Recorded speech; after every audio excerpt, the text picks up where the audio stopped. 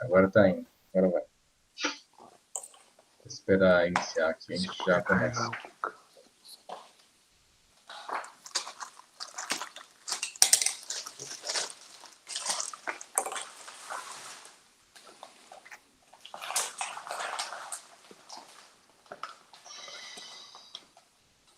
Aí, Acho que agora já está foi. gravando, Léo. Beleza. Agora foi.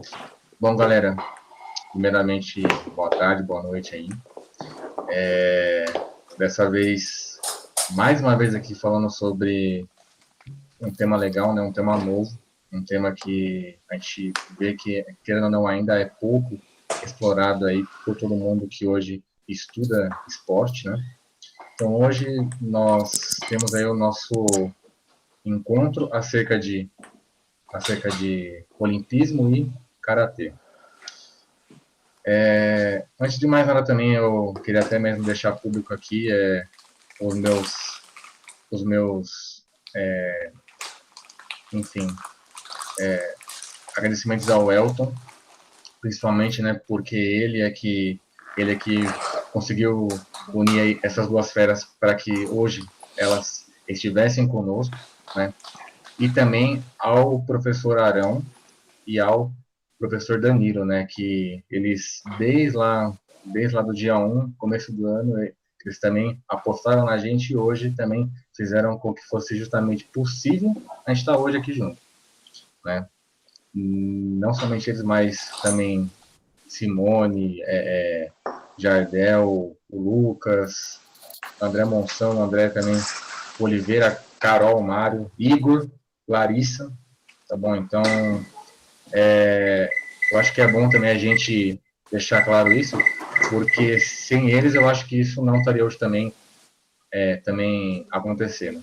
Diferentemente dos últimos encontros, hoje quem vai mediar para a gente é o Elton, tá bom? Então, Elton, bora lá. Obrigado, Léo. Agradeço a introdução. Primeiramente, acho que a gente precisa já agradecer a presença do Sensei Geraldo, né? Do Sensei Mandão tinha entrado, então, novamente agradeço a presença dos dois. Aceitaram de pronto, sem questionar, a proposta de debater com a gente. Isso foi, para mim, foi uma questão de muita satisfação, porque é a primeira vez que, na verdade, um grupo jurídico aborda esses temas que nós vamos abordar hoje, tanto do karatê olímpico, ainda mais depois da Olimpíada, onde teve uma repercussão muito grande a presença do karatê, ali onde ele pela primeira vez ele apareceu para o mundo, né, naquele templo sagrado da Kubokan.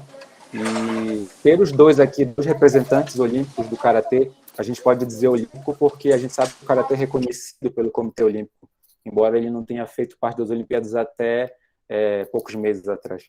Então, mais uma vez, agradeço a presença de ambos. É uma honra para nós aqui recebê-los.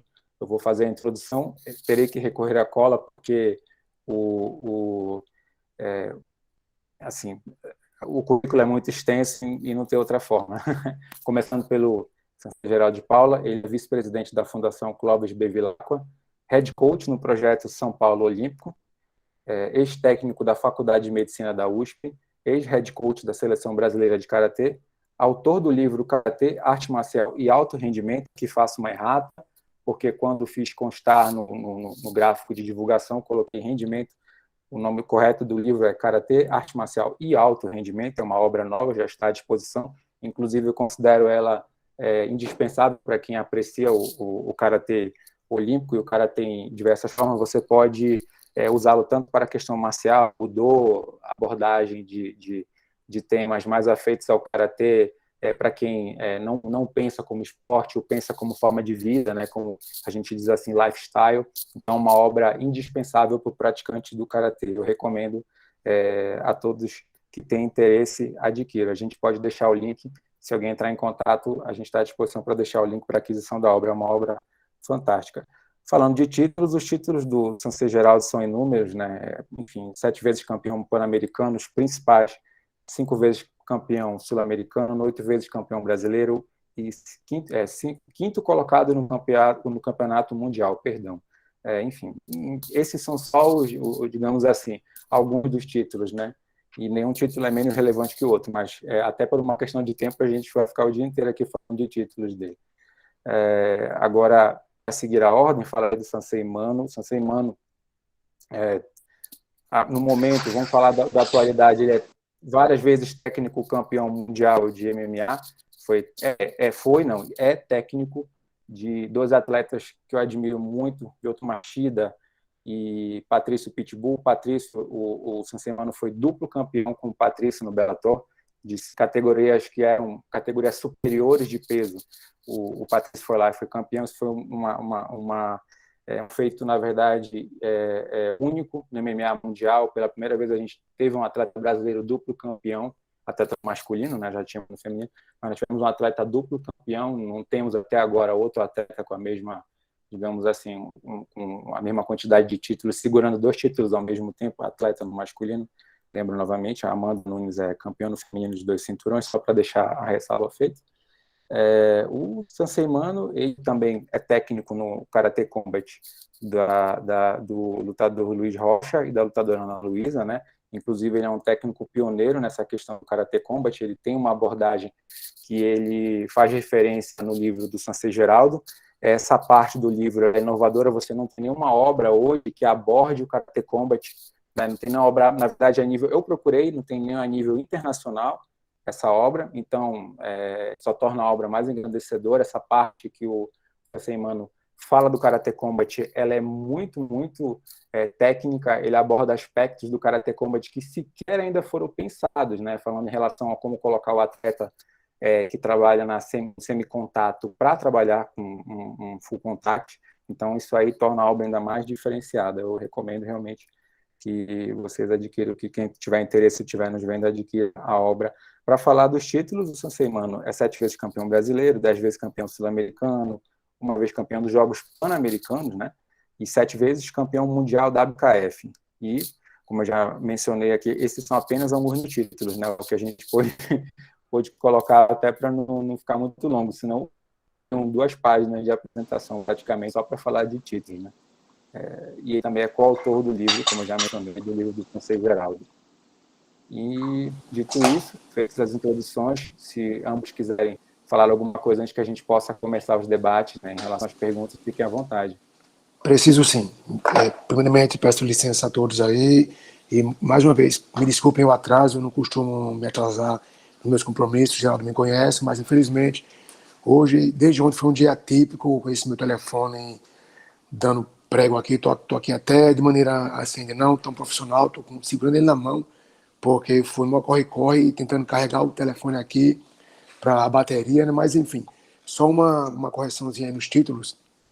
Eu não fui campeão dos Jogos Pan-Americanos, eu fui medalhista de bronze nos Jogos Pan-Americanos e campeão pan-americano. E no Mundial, eu fiquei com a 7ª colocação em 2006 e não 7 vezes campeão mundial. Só para dar uma corrigida para não ficar... Pô, o cara é o super campeão. Não. Foi o 7º lugar no Mundial e o Pan-Americano, fui campeão Pan-Americano em 2001 e não dos Jogos Pan-Americanos. Dos Jogos eu fui bronze. E o resto, tudo tranquilo. Correção. Obrigado, Sansei Mano. Tá feita a correção aqui.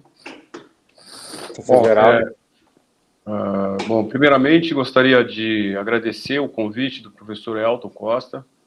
Para mim é um prazer enorme estar aqui, né, ainda mais na companhia do professor Mano, que eu tenho uma grande estima. A gente tem um passado aí muito bacana, né, dentro da arte marcial, né, e temos ideias muito comuns, né, muito bacana isso. Agradeço a receptividade, você pode ter certeza, professor Elton, professor Leonardo, que está aí também comandando essa live, que convites desse gênero, eu estou sempre aberto para aceitar e dar minha humilde pequena contribuição sempre que necessário for, porque a gente está falando de karatê, é claro, mas a arte marcial, de uma maneira geral, carece de mais, né, de mais ciência em todas as áreas, carece de ciência em todas as áreas, né? E na área jurídica, a gente realmente, durante todo esse tempo que eu convivo com o karatê, é a primeira vez que eu estou aqui numa live falando sobre, a gente abordando sobre essa parte jurídica né, que é extremamente importante na arte marcial, tanto na arte marcial quanto no alto rendimento, né? As duas, né? Eu, por exemplo, eu tenho uma dúvida até hoje, o que é defesa pessoal, tá? Dentro do campo jurídico, né? O que é defesa pessoal, né? O que é arma branca? O que é, sabe? Isso não está esclarecido de maneira clara para nenhum praticante de arte marcial, eu acho, não é só do karatê, né? Então abordar esses temas é uma coisa inédita, maravilhosa. E a gente sabe que o alto rendimento, né, é um campo aí não só para arte marcial, mas qualquer esporte, né? A gente sabe que a parte jurídica está em tudo, né? Inclusive nas entrelinhas, né? Principalmente nas entrelinhas. Então, realmente, parabenizo vocês aí do GED da DD da São Judas, de abordar esse tema, né? E eu espero poder contribuir um pouquinho aí com o meu pequeno parecer acerca das questões que forem levantadas, né? O professor Mano é uma pessoa que é um expert aí também nessa área do karatê, migrando para o MMA, né, dentre outros, e eu tenho certeza que a contribuição dele vai ser muito grande também, né? Então, parabéns aí mais uma vez. Desculpa ser prolixo. Obrigado, senhor Geraldo. Agradeço a manifestação e as palavras. É até interessante o professor ter abordado essa questão da defesa pessoal, porque foi um debate entre nós outro dia aqui, quando a gente fez um estudo de caso para começar a falar sobre karatê. E a gente teve essa discussão. Interessante, né, Léo? A gente chegou a debater justamente Total. isso, né? O que é arte marcial, defesa, enfim. E quando a gente perde a característica de arte marcial, se torna só uma luta. Foi um debate bem interessante, né? Foi bem enriquecedor. Bom que a gente vai poder entrar nesses assuntos aí, porque realmente é do interesse de todos. Bom, falando das perguntas que a gente vai começar a fazer, inclusive o grupo já tinha tomado conhecimento, a gente adquiriu conhecimento antes de fazer a pergunta, então provavelmente alguns vão ter alguma posição já em relação a isso, né, aqui do grupo, alguns já até se posicionaram em outro momento. Quando a gente trouxe isso para debate, a gente leu certos trechos do livro para poder fazer essa discussão fluir de maneira mais técnica, que o interesse aqui é totalmente técnico, não é apenas uma mera curiosidade. Então, para a gente entrar nos temas, eu já falei do movimento olímpico, né? Abordei isso logo no comecinho, quando o professor Geraldo entrou na live. Iniciando, por que o Karatê, aí primeiro pergunto para o professor Geraldo, porque ele já é atleta há mais tempo que o Sensei Mano, por que o Karatê não entrou antes na Olimpíada? Qual foi o problema que o Karatê tinha? Você sabe fazer uma explanação em relação a isso para a gente?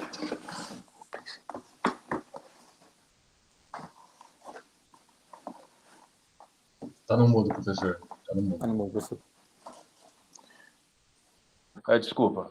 Eu vou tentar ser conciso na resposta, mas é uma resposta que você tem que remontar aí algumas décadas, né, para poder chegar no que acontece hoje, né? Mas o karatê, diferente do que muitos falam aí nas redes sociais e tal, de maneira descabida e sem conhecimento, o karatê é olímpico desde 1986. Tá? O karatê é esporte olímpico desde 1986. Não foi agora, né? Ele, como modalidade, ele foi aceito pelo comitê organizador dos Jogos Olímpicos para ser uma modalidade estreante em Tóquio, né? Mas é esporte olímpico desde 1986, né? As pessoas, dificilmente a gente vê falar isso, né? Mas essa é a verdade, como existe outros esportes que são olímpicos, mas não participa de vários jogos, né? Enfim, então, não quero ser também redundante em entrar tanto profundamente nesse assunto. Mas e o fato de o Karatê ter estreado em Tóquio agora, tá, e não ter continuado, não precisa ser nem praticante de arte marcial, né, para ver que isso é uma questão puramente política, não tem nada de, sabe, de técnica, é questão política, é coisa de bastidor, de dirigente e tal, que coloca o seu interesse pessoal em detrimento à arte marcial de uma maneira geral, o karatê propriamente dito, né? Então, isso acontece antes de 1986, quando o karatê foi olímpico, tá? O karatê estava batendo na porta do olimpismo desde um campeonato mundial que foi realizado na França em 1970, onde um brasileiro foi a primeira vez campeão mundial, né? Foi o primeiro campeão mundial, acho que primeiro ou segundo, se eu me engano, campeão mundial na história do karatê da UCO, antigo UCO, né, que é a atual WKF. E já nessa época cogitava-se o karatê entrar na Olimpíada, porque o primeiro quesito para que o esporte esteja na Olimpíada é que seja praticado em todos os continentes, que tenha federações organizadas, que tenha... O karatê já tinha isso, federações organizadas nessa época. Em 1986, até então, o karatê participava sob uma única regra, né? Conhecida... Não existia esse termo tradicional, nunca existiu no karatê. Tá? Nunca existiu esse termo tradicional no karatê, né? O termo tradicional foi criado, tá, após 1986, né, para atender, sabe? Eu estou falando isso de maneira bem clara, porque assim, eu tenho inúmeros amigos em todas as organizações de karatê. Eu acho que todas elas têm o seu lugar, né? Tem os seus praticantes idôneos, né? Não estou aqui discutindo qual organização é melhor, qual é a pior, isso nem vem ao caso, nenhuma discussão salutar para o karatê, né? Mas tem que ficar claro que em 1986 o professor Nishiyama criou a IAKF, tá? IAKF, que era ele criou essa instituição para poder contrapor a UCO, a World Union Karate Organization, tá? Então, esse termo, assim que ele criou, que houve essa divisão por motivos políticos, né? Um queria uma fatia maior que o outro e tal, aquela coisa, não pensou na arte marcial karatê, e sim nos benefícios pessoais que isso poderia trazer, né? E aí ele fundou a IAKF, né? E aí, posteriormente, para poder falar que, ó, esse é melhor do que aquele, esse é tradicional, esse veio de... Todos têm a mesma origem. Todos têm a mesma origem. E aí colocou esse termo tradicional. Eu sou tradicional. Eu tenho certeza que o Mano é tradicional. Eu tenho certeza de que todos os praticantes sérios de karatê são tradicionais. Por quê? Porque adotam a filosofia do karatê, os princípios do karatê, como uma coisa única. Tá? Os princípios inerentes do karatê como arte marcial, ele independe se você compete, não compete, se participa dessa ou daquela organização. Tá? Então, esse termo tradicional acaba sendo pejorativo, porque foi usado em termos simplesmente com uma sigla de marketing para poder falar que, ó, nós somos lá do tradicional, hein? E isso para mim não existe, né? Eu sempre fui tradicional, sou tradicional até hoje e amo competição de karatê. Eu amo competição de karatê, tá? Eu gosto de competição de karatê. Eu gosto das inúmeras vertentes em que o karatê pode militar, tá? Que se crie mais organizações como a do Karate Combat, por exemplo, tá? Como a do Full Contact foi criado no passado e outras e outras e outras. Quanto mais tiver, melhor para a modalidade. Desde que, é claro, né, respeite a individualidade, né, de cada entidade, né? Cada entidade vai ter sua regra, né? E que haja um respeito mútuo daquela e daquela outra entidade. Não precisa ficar um jogando pedra no outro, né? Ah, porque a sua é pula-pula, ah, porque a sua é plantada, ah, porque se a... sabe, karatê, sabe, é uma discussão muito pequena, é muito pobre essa discussão, porque essa discussão gira em torno somente do buscar o benefício pessoal, né? Buscar vender aquele diploma lá que a minha organização tem e a sua não tem, né? Então, desculpa quem não concorda comigo, não me sinto dono da verdade, não sou o dono da verdade, tá? Mas a minha vivência me dá propriedade para dizer que a maioria das organizações que foram fundadas é exatamente para poder alguém ganhar uma grana a mais para embolsar. E pronto, não estava pensando na modalidade. Tá? Se realmente, volto a dizer, hein, tem a nossa lei é permissiva, a lei Zico, a lei Pelé, a nossa legislação é permissiva com relação, pode ter quantas organizações quiserem da mesma modalidade, tá? Então isso é lei, não tem que se discutir, tem que se cumprir, pronto.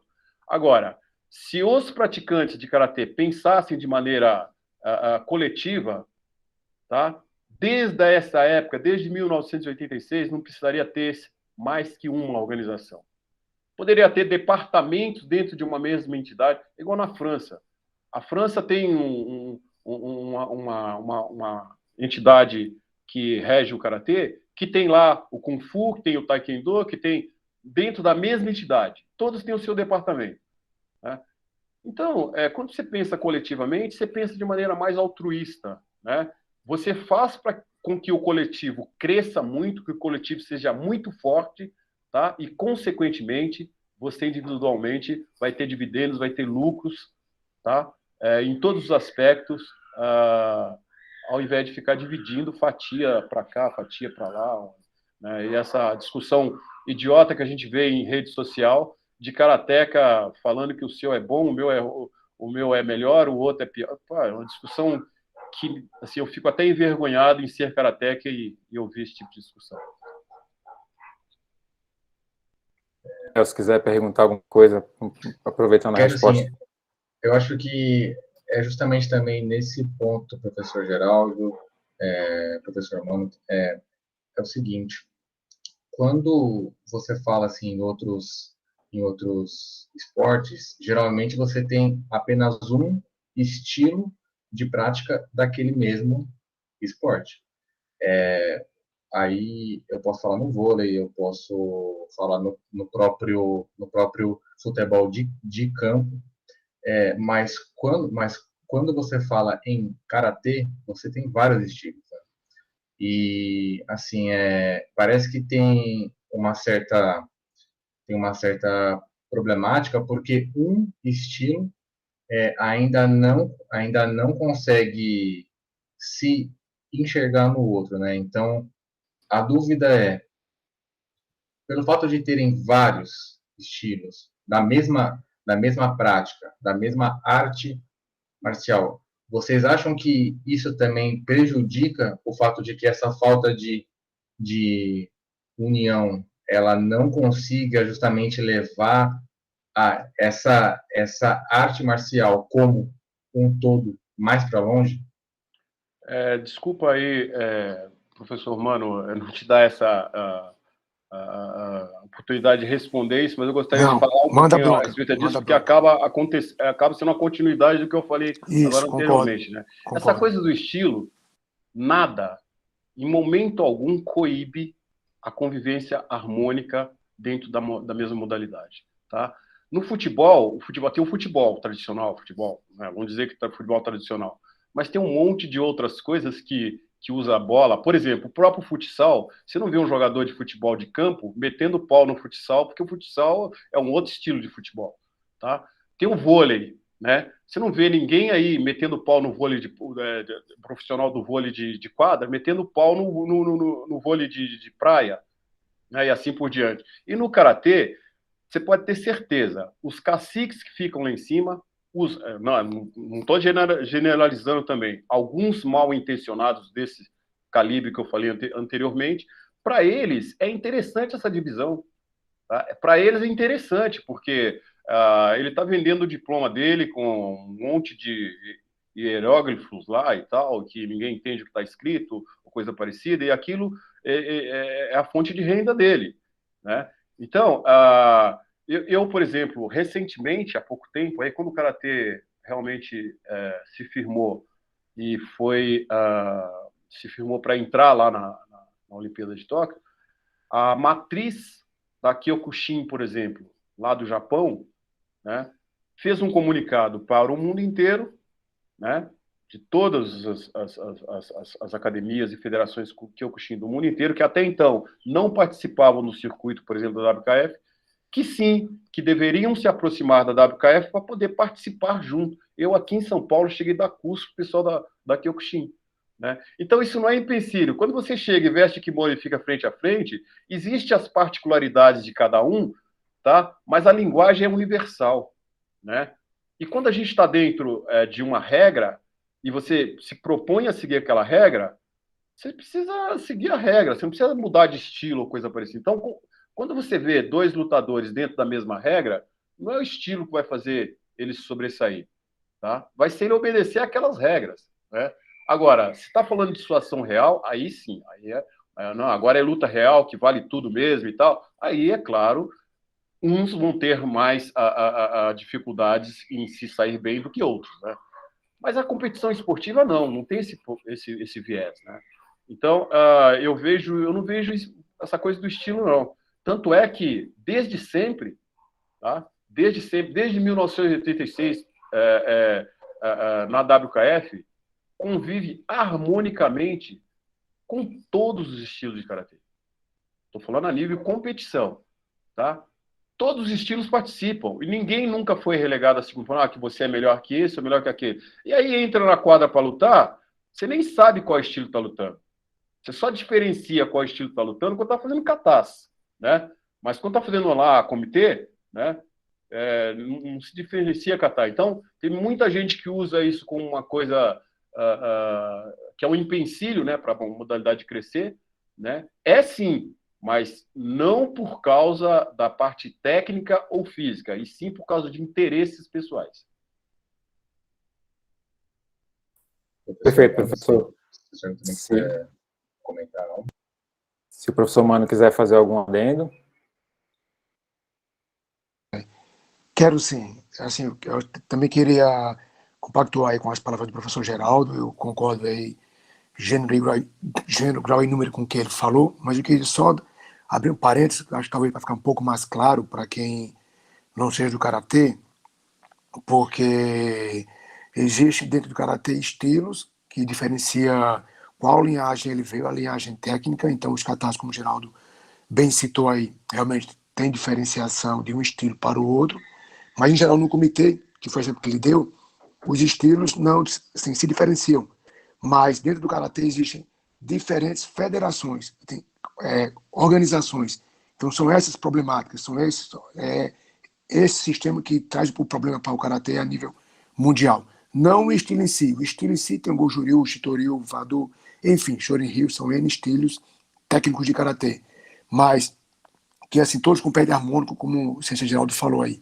Mas às vezes onde mora o problema é a questão mesmo das organizações, como eu falei, da Lesico, que permitiu abrir várias federações. Então são as federações, embora o estilo do karatê seja o mesmo, exemplo, o Shotokan, que é o que nós praticamos, eu, Ciência Geraldo, é o mesmo estilo, mas existem N federações, organizações, digamos, juridicamente diferentes, que têm suas normas, suas regras, mas o estilo é o mesmo. Assim, estou só fazendo um parênteses, Geraldo, para não criar uma confusão, talvez que a gente já entende, mas quem é leigo, às vezes, do esporte, do karatê, não vai entender direito, talvez. Então, o estilo é o mesmo do karatê, mas as federações são essas que organizam as questões jurídicas, as normas, as regras, é que diferenciam, e aí é esse problemático a nível mundial, porque existem outras federações, não a WKF, não há, enfim, são algumas federações organizações que têm suas regras, suas normas, que causam um esporte diferente. Mas é só essa colocação para ficar um pouco mais claro, se caso houve alguma dúvida.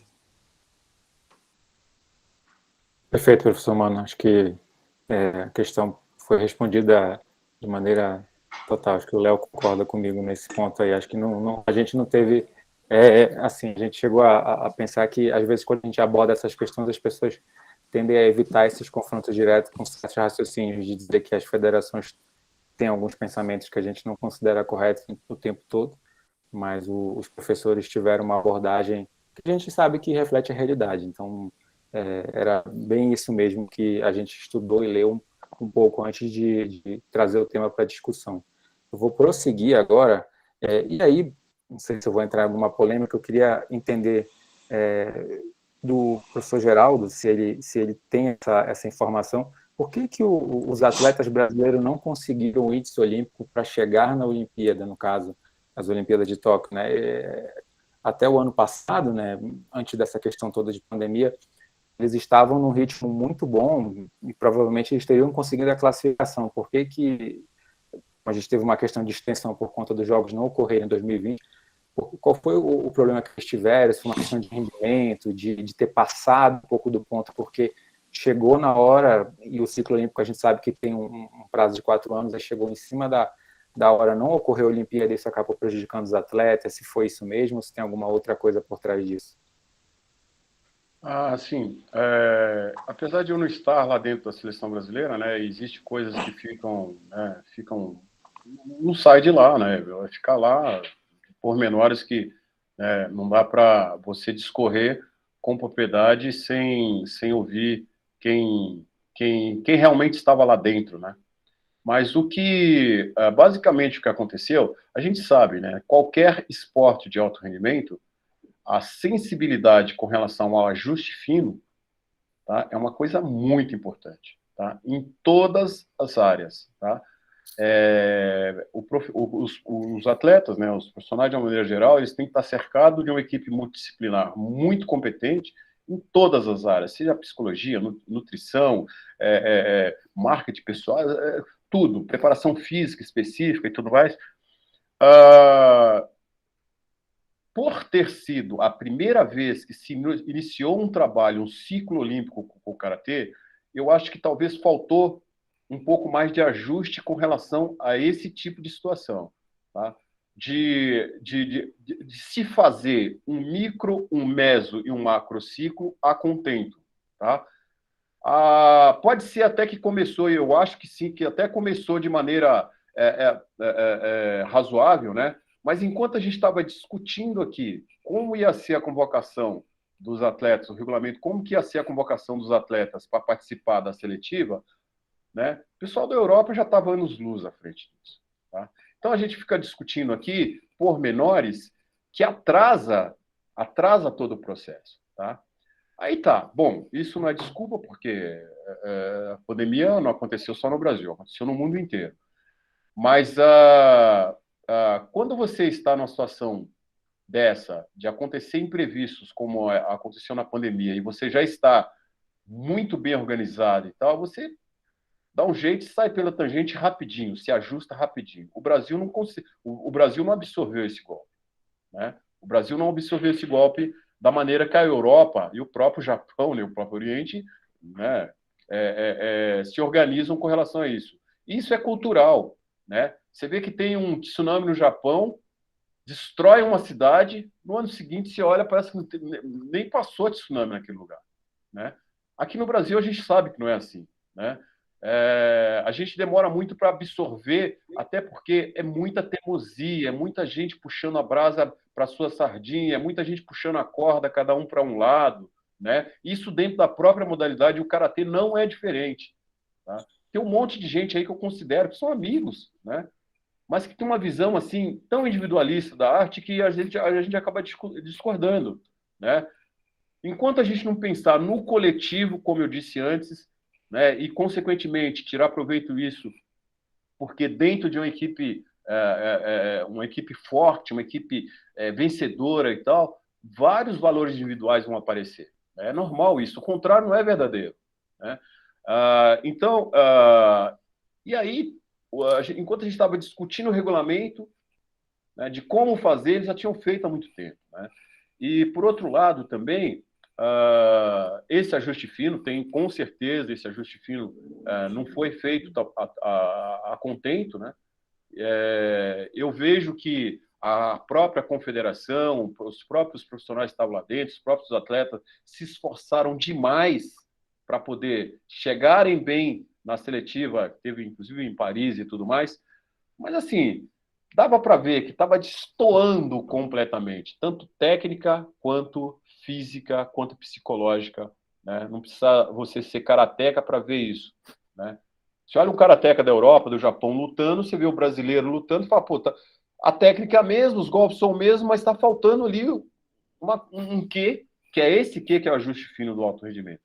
Então, eu acho que isso acabou acontecendo, né?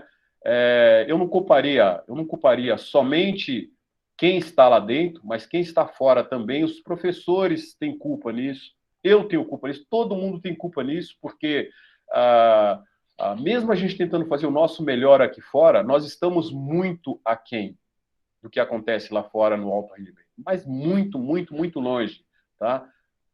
Mas poxa vida, o karatê está num nível muito bom no Brasil. Está sim, está num nível muito bom. Evoluiu em alguns aspectos de maneira exponencial. Mas em outras coisas nós ficamos para trás. Nós perdemos qualidades que nós tínhamos com karatecas do passado, que hoje nós não temos mais. Tá? Ganhamos outras? Claro que ganhamos outras. Os atletas hoje são muito mais versáteis, tá? Muito mais criativos. Tá? Demora muito menos tempo para chegar no alto rendimento que antigamente. Né? Isso é notório, isso é uma maravilha. Porém, perdeu o espírito de guerreiro que todo atleta tem que ter para chegar no pódio. Quando o negócio começa a funilar, desculpa o palavreado chulo, mas quando a água começa a bater na bunda ali, é quem tem mais, quem é guerreiro mesmo, quem tem vontade, quem quer mais é que vai ganhar. Né? É quem se doa mais, é quem quer mais. E às vezes a gente não vê muito isso. É quem quer se doar pelo país, é quem quer se doar para a equipe, né? E não pensando no meu. Eu já vi isso, né, acontecer. Né? Muito recentemente, eu já vi atleta na arquibancada torcendo contra o outro que estava lutando lá, sendo da mesma equipe. Né? Eu já vi técnico torcendo para que o outro se dê mal. Eu já vi, sabe? Então, enquanto tiver essa cabecinha desse tamanho, não vai crescer. Não vai crescer. Então, eu diria que são alguns dos problemas. Não estou falando que aconteceu exatamente isso, que poderia ter corroborado para que o resultado não fosse o melhor que nós esperávamos com relação à classificação olímpica. Né? Então, a gente tem muito que aprender ainda. A gente não pode calçar o salto alto e falar, não, que nós estamos no nível, nossa, maravilhoso e nunca teve assim. Não, não, a gente tem muito que fazer. Tá? Nós temos muito que fazer, como karatecas, como dirigentes, a gente sequer fez o dever de casa direito ainda. Né? Perfeito, professor. O Igor quer fazer uma pergunta? Fica à vontade, Igor. Então, a minha pergunta vai muito mais ali de uma opinião de vocês, né? Eu até já comentei aqui no grupo, certa vez eu estava conversando com a minha madrinha, que ela é sensei de karatê, a sensei Janete, e eu estava falando com ela sobre alguns projetos, etc., como que é a questão da assessoria jurídica, né? E no caso, o André brincando ali no chat. Então, e no caso, eu gostei que o Sensei Geraldo ele abordou a questão a questão estrutural, né? A questão de gestão da modalidade, como uma das coisas que acabou impedindo o karatê brasileiro de estar numa Olimpíada. Eu vejo isso não só no karatê, mas em todas as modalidades. E como eu falei, eu tive uma conversa com ela, eu perguntei, aqui o karatê é muito forte. E eu perguntei sobre se tinha algum projeto de lei incentivo ao esporte, alguma coisa ao que o karatê daqui da região se beneficiasse. Ela falou, não, nunca ninguém apresentou nada para a gente. Nunca a gente teve essa assessoria, né? E eu vi que talvez ali uma maior assessoria, tanto por parte não só do direito, mas outras ciências, como até o próprio Sensei abordou, ela ainda faz muita falta, não só no karatê, mas em outras modalidades, já que o profissionalismo em diversos esportes aqui no Brasil não atingiu um nível que atinge na Europa, tanto que, não só no Brasil, mas na América Latina inteira, a gente pode ver isso numa Olimpíada, pode ver isso em outros tipos de competição, ao qual a América Latina geralmente só se dá bem no futebol, que é onde tem uma visibilidade interessante de gestores, de pessoas de outras ciências. E eu gostaria de perguntar para vocês se o acesso que vocês têm a esses departamentos ali, se como que é que eu posso falar? Tem gente disponível para trabalhar com vocês, tanto quanto o karatê demanda, se o karatê ele sofre ali uma falta de profissionais dessa outra área, muito pela visão ali muito encurtada desses profissionais com o esporte em si. e o quanto isso poderia beneficiar a modalidade? Sem dúvida, Igor. Nós somos totalmente carentes da área jurídica. Isso praticamente não existe dentro da arte marcial, como existe dentro de outros esportes aí, né? Isso praticamente não existe. Se forma um tribunal de justiça dentro de uma federação só para mudar estatutos para favorecer o próximo presidente ou o presidente que está na situação. Tá? O advogado, hoje em dia, dentro das entidades, desculpa, né? Eu estou falando de uma maneira grosseira, desculpa até se eu ofendo alguém falando dessa maneira, mas é uma realidade que eu vejo. Tá? Quando se fala em tribunal, de uma área jurídica dentro das entidades, é só para mexer nos estatutos, para mudar, para favorecer alguém. Pronto, é isso. Eu não vejo uma área jurídica para brigar.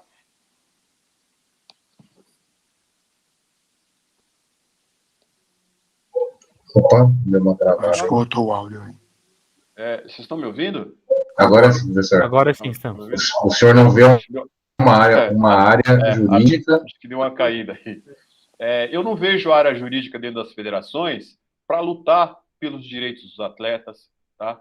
Para ajudar a elaborar regulamentos, elaborar regulamentos bacana, projetos bacana para busca de patrocínios, tá? Para comercializar de maneira correta a imagem do atleta, tá? Para comercializar de maneira correta a própria entidade, o que a entidade tem de bom, o logo da entidade, o que ela pode vender de bom em termos de marketing. E quando a gente fala de marketing, né, não adianta fazer marketing sem a parte jurídica estar muito bem elaborada por trás, não tem, né? Não tem como. Então, ainda é tacanho isso, é muito tacanho. Por isso que iniciativas dessa, como vocês... Estão ouvindo aí? Descongelou um pouco aí. Sim. Agora sim. Por isso que atitudes igual essa que vocês estão tendo agora aí, de trazer esses temas à tona dentro da área jurídica, isso é maravilhoso. Porque tudo dentro de uma entidade, ela precisa da área jurídica estar muito afinada. As decisões precisam ser tomadas, né, não na truculência. Não, eu vou fazer isso aqui e pronto. Né? É o que acontece, é o que a maioria dos dirigentes fazem. Né? A maioria dos dirigentes colocam regulamentos que... elaboram regulamentos que às vezes é contra... até inconstitucional. Só que os praticantes... engole, deixa descer goela abaixo para poder não ser cortado ali semana que vem ou na próxima convocação, e assim por diante. Isso vale para a área para os atletas, para a área administrativa, para a área de arbitragem, né? Então, eu acho que... Acho não, né? Isso é uma realidade, né? Eu nunca vi, né? E agora parece que vai começar aí a mudar um pouco esse estado de coisas, né? As entidades de administração do esporte, do karatê, né? Estou falando de todas as federações, preocupadas em montar, tá, um departamento jurídico dentro da entidade, tá, para favorecer como um todo todos os praticantes e não só o dirigente que está no poder. Igor, assim, também queria dar uma contribuída. Fica à vontade, com esse assunto aí. Também eu falo as palavras do Ciência Geral, das minhas também. Concordo, acho que falta muita coisa, muita estrutura aí a ser estabelecida, a ser fomentada. Eu também, enquanto atleta, acho que o Geraldo, que me dirigiu enquanto técnico e diretor técnico, acompanhou esse período aí, e o período que ele esteve para mim como atleta foi pior do que o meu, eu acho, mas olha só, atualmente teve uma atleta aí da seleção brasileira que estava disputando vaga olímpica e me mandou uma mensagem no privado, eu sempre converso com ela, estava indo lutar na Europa, alguma competição, e ela me mandou uma mensagem no privado pedindo uma ajuda minha, sabendo se eu teria algum conhecimento como que é a questão do direito que o atleta tem, ou também da organização em relação a cuidados com o atleta no corte de peso, porque ela estava indo participar de um evento na Europa, nesse período, né? E tava, assim, parece que estava enfrentando algum problema em relação, estava com medo, algum receio, em relação à segurança de direitos e deveres que eles tinham, o atleta e os atletas em si, em relação a, nesse evento, se a gente, eu que tinha mais experiência com os esportes profissionais, o pessoal do MMA, alguns de Karate Combat, como que se dava essa questão em relação a direitos do atleta. Enquanto ele tem, qual o direito que ele tem de bater peso e também qual o dever das organizações enquanto promulgadora do esporte, enquanto responsável por aquele evento, por esses atletas.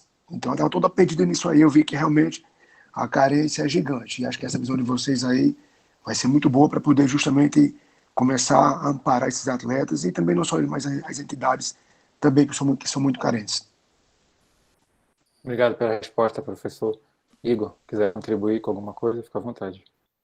Então, só para ali ratificando o que foi falado, né, pelos dois senseis e também do que foi trazido, né, eu acredito que um maior aporte, né, dessas áreas, dessas ciências dentro não só do karatê, mas de qualquer modalidade, ela pode vir a engrandecer bastante.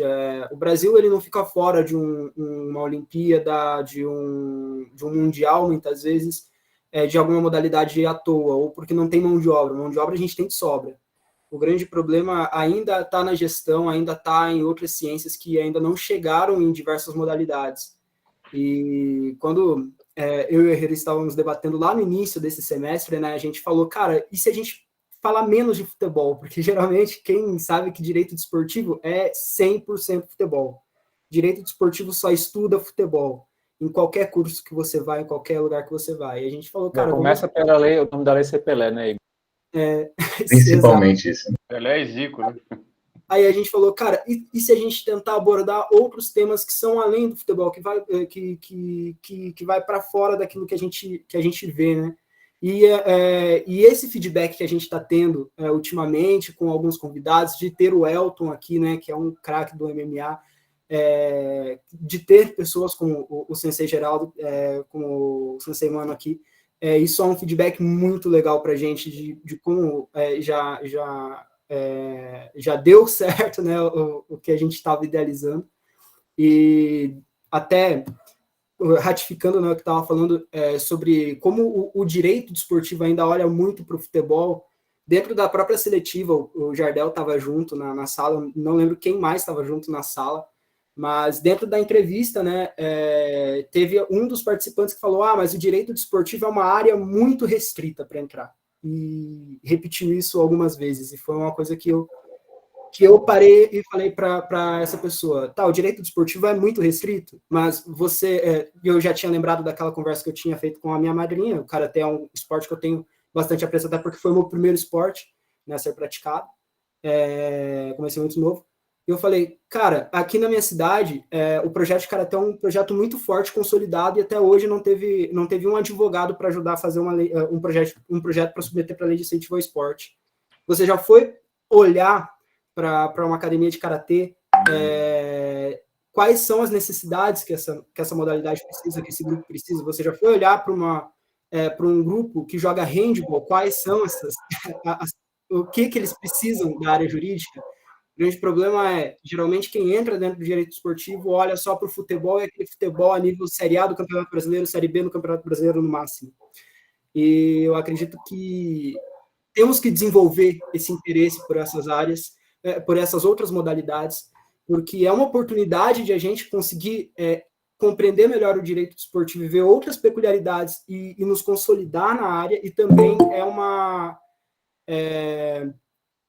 oportunidade de a gente ajudar, a gente contribuir outras áreas a se desenvolver, principalmente na questão de gestão, na questão na questão jurídica, e auxiliar a perder menos atletas que, querendo ou não, um patrocínio que aquela academia não fecha, muitas vezes é um atleta que deixa de treinar porque tem que buscar outra fonte de renda, porque não conseguiu fonte de renda naquele esporte qual ele se dedica.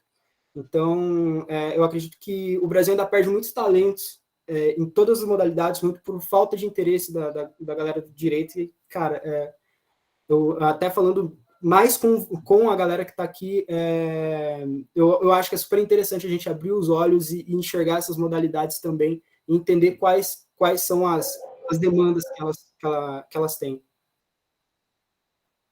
Obrigado, Igor, pelo adendo. Vamos prosseguir com a questão da profissionalização, tá bom? Em relação à profissionalização dos atletas, eu queria saber agora, primeiramente do professor Geraldo, que chegou a trazer atletas para o Karatê Combat, né? E posteriormente do professor Mano, como é feita essa transição do amador para o profissional? Quer dizer, você passa do semi-contato, onde o atleta praticamente precisa controlar a força, para um full contact, onde ele é obrigado a usar a força, senão ele não consegue finalizar a luta. Como é que a gente trabalha essa mentalidade do atleta para que ele possa fazer essa transição sem susto? Porque eu lembro, assim, quando o Karate Combat, para dar um exemplo, começou, o Agaev, que é um atleta aí já praticamente já escreveu o nome na história do esporte, um atleta consagrado no comitê da WKF. Eu senti, quando eu assisti o vídeo, né, inicial lá em 2018, da estreia do Karate Combat, ele estava um pouco assustado quando ele começou a tomar os golpes ali. Então, eu não sei se ele chegou a fazer um trabalho prévio de fato, se expor a algum impacto um pouco mais forte. E como é que, assim, eu queria entender de vocês, como é que vocês trabalham isso na mente do atleta? É justamente quando faz essa transição profissional, propriamente dito. Você, Geraldo, por favor. Eu gostaria que o professor Mano acertasse sobre esse assunto. Eu só queria dizer que eu tive, desde o começo do Karatê Combat, tá? Eu sempre fui favorável, eu tive várias consultas, inclusive do próprio professor Mano, de outros atletas, de outras pessoas que me perguntaram o que você acha disso, o que você acha daquilo e tal, mas eu não militei nessa área de vou treinar atleta para o Karatê Combat, apesar de ter desde sempre sido a favor, né? Tiveram os atletas que vieram aqui e tal, mas nada formal, né? De eu estou treinando uma equipe, estou treinando alguns atletas assim. Eu acompanho de perto isso, né? Ouço opiniões sempre, converso bastante com o próprio professor Mano, com o William, com o Bruno, com outros atletas e tal, dou meus pitacos, minhas opiniões, mas eu não entrei de cabeça nesse mundo como o professor Mano entrou. Então ele tem mais propriedade para falar a respeito desse assunto. Então, já que passou a bola para mim, vamos lá, né? Vamos tentar dar uma contribuída aí. Olha só, eu acho que até agora a gente tentou aqui mostrar alguns pontos, assim, aonde o karatê poderia melhorar numa estrutura organizacional, de maneira geral, né? E a gente viu que, assim, acho que essa falta de estruturação, essa coesão mais correta das áreas afins que vêm contribuir na organização faz com que o karatê perca aqui, ali não chega assado. Então, eu também faço um paralelo dessa mesma situação, dessa área jurídica que é tão carente no meio do karatê, propriamente dito, e de algumas outras estruturas. Quando você assiste o Karate Combat e você pega os caras que já têm mais experiência, do tipo, você pega os atuais campeões, exceto o turco lá, o amigo do Azerbaijão, um amigo do Sain, que é o Atamov, que é o amigo do HF, exceto ele, que é o único campeão que não tinha experiência no strike, todos os outros já lutavam MMA com 15, 14, 16 lutas. E aí, o que é que eu vi dos karatecas que foram para lá? Inclusive o meu atleta Luiz Vitor, que já tinha experiência no MMA, já tinha 4 lutas, já treinava trocação no full contato há longo tempo, mas até ele, às vezes, mas a maioria dos outros, demonstraram que um despreparo com isso aí. É nítido quando você assiste as lutas e tem um parecer técnico, acho que você até mesmo falou agora aí, citou que o HF, quando você o assistiu, ele demonstrou um pouco assustado. E aquele ali foi o mínimo que eu vi. O HF é um cara muito aguçado, ele tem um tempo de reação muito bom, é normal que o karateca age daquela forma. Mas quando você para analisar os atletas de maneira geral, esses que vieram do karatê mesmo, que não tinha tanta experiência no MMA, alguma outra modalidade, alguma outra organização de contato pleno, você vê que eles não tinham preparo. Então, essa questão dessa transição para o profissional, que foi ali, eu entendo que para muitos atletas foi desorganizada, não foi programada, ela não foi planejada, então mostra que houve um despreparo desses atletas que migraram, tal qual existe dentro do karatê um despreparo de maneira geral dessas questões jurídicas que, que a gente está aqui pontuando, ponderando, foi o primeiro ponto que eu percebi. Já é notório. Se você assistir, você já vê que há um despreparo nessa transição. Então, o que foi que eu percebi? O Luiz Vitor, eu treino ele desde pequeno, conheço o potencial dele, mas é injusto, às vezes, pegar um karateca raiz que esteja ali no karatê tal, muito afinco, muito karatê competitivo, e eu não diferencio nem o tiro olímpico, nem o tiro tradicional. É um karatê só, é um karatê único, apenas as regras das competições, das organizações, dita isso, aquele caminho, mas é o karatê único, é pleno, né? Então, o que acontece? Ambos ali, tanto o tradicional, que muitos karatecas dessa organização, muitos professores se julgam mais, digamos, mais eficientes, já que eles prezam pela tradicionalização do movimento, da eficiência, da eficácia, quanto o olímpico, que se diz para muitos que não tem pancada, só sabe pular, esse aí é um termo bem generalizado, a gente sabe que isso existe nos batedores, não tiveram eficiência. Já vi gente do tradicional lutando, já vi gente do olímpico lutando, teoricamente, e ambos não tiveram sucesso nessa trocação. Por quê? Porque o sistema, a metodologia que se utiliza no karatê como um todo, não é uma metodologia voltada para o strike, para o full contact. Por isso que surgiu o kickbox, por isso que surgiu posteriormente o full contact, e o karatê foi ficando cada vez mais desportista. Até mesmo isso é uma questão que eu discuto. Discuto não, a gente sempre tenta enxergar com o Lyoto Machida, que eu sou o atual treinador dele aqui, nos Estados Unidos, e eu com o Lyoto, inclusive hoje, conversamos hoje, e aqui, o que é que a gente faz? A gente discute, tenta entender por que o karatê não tem eficiência nisso ou naquilo, e a gente vai deixar na prática, lutando eu e ele e com os outros, a melhor forma. Inclusive isso aconteceu hoje, treinamento com ele, aconteceu outros dias aí também, e a própria carreira do Lyoto Machida falou isso aí. Então, por quê? Porque a metodologia Karatê-Do, quando foi fomentada lá atrás, na Nakayama, que pegou os caras, pegaram lá, metodizaram o Karatê, tiraram um monte de situações, de golpes mais traumáticos, de uma continuidade da luta, que deixa a luta ter mais continuidade, essa metodização para tornar o Karatê acessível às pessoas, acessível nas redes de ensino, ela tirou toda a potencialização do karatê ser mais traumático. E não é culpa do professor A, B ou C do início. Ele aprendeu isso, que eu aprendi isso. Então, no Karate Combat, o que eu percebo é tá tendo uma carência grande dos profissionais terem essa transição mais programada. A prova é que eu até falei isso aí pro Lyoto aqui, falei pro Luiz Vitor, acho que falei pro C. Geraldo. O Karate Combat foi, na minha visão, o pior tiro que o Karatê no mundo deu no pé dele.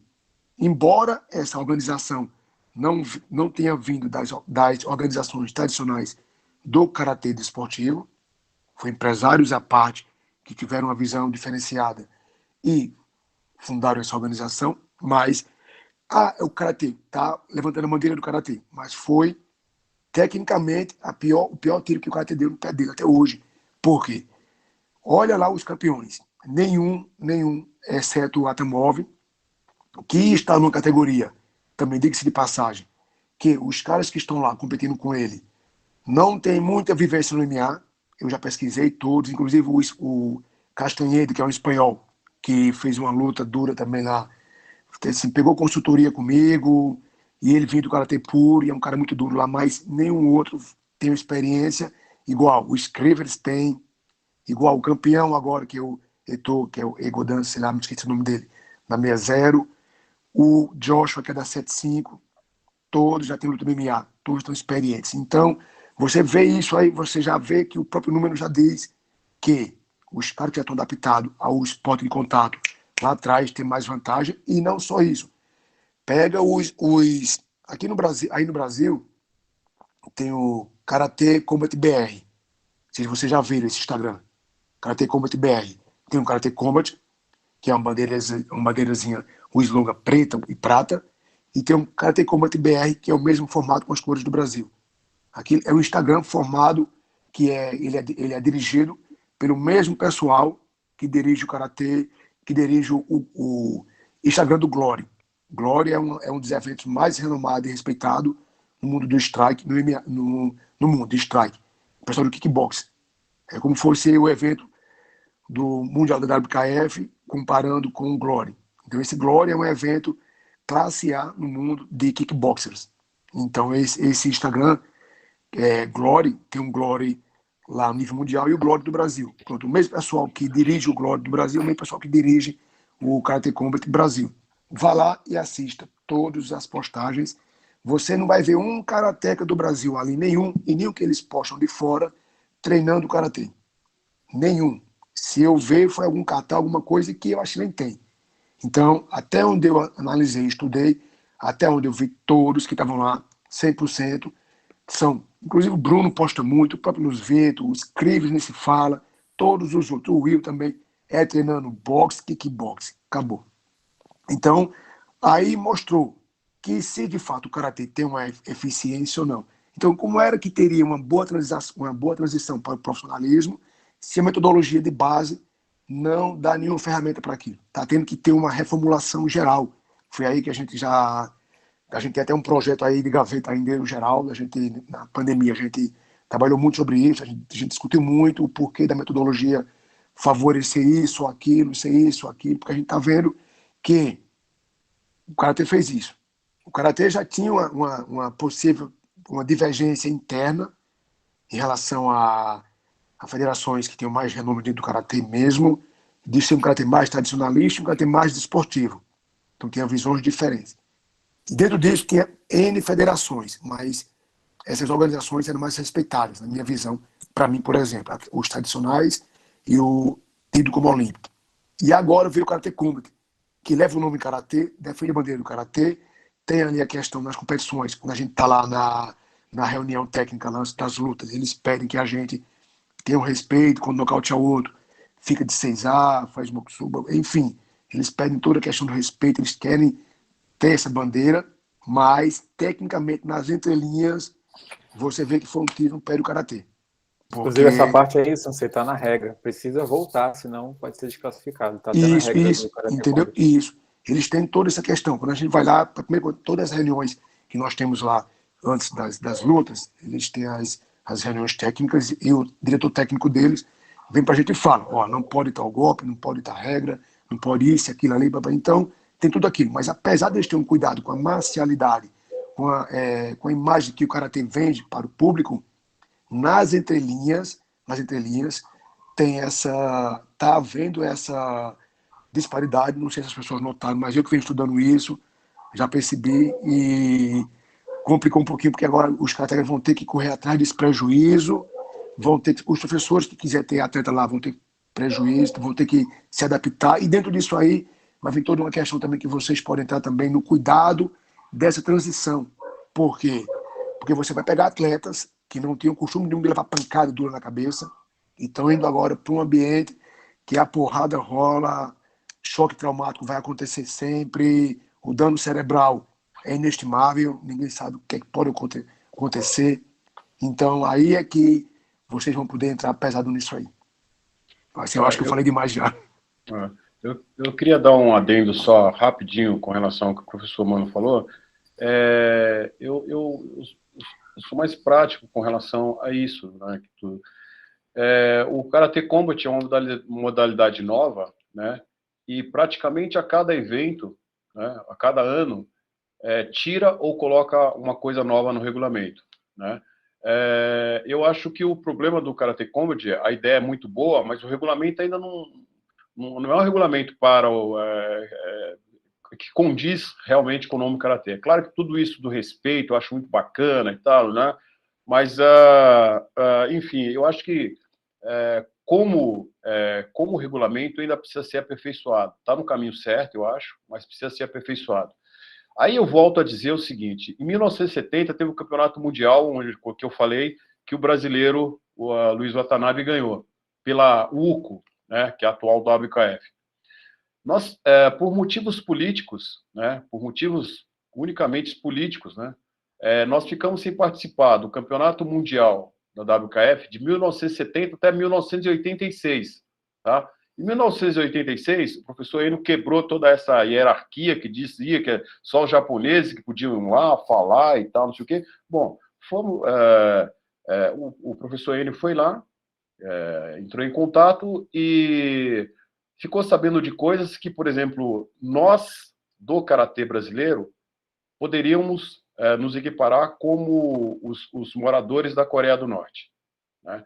Ou seja, as informações que nós tínhamos aqui eram as mesmas informações que o pessoal da Coreia do Norte tinha, que tem hoje, né?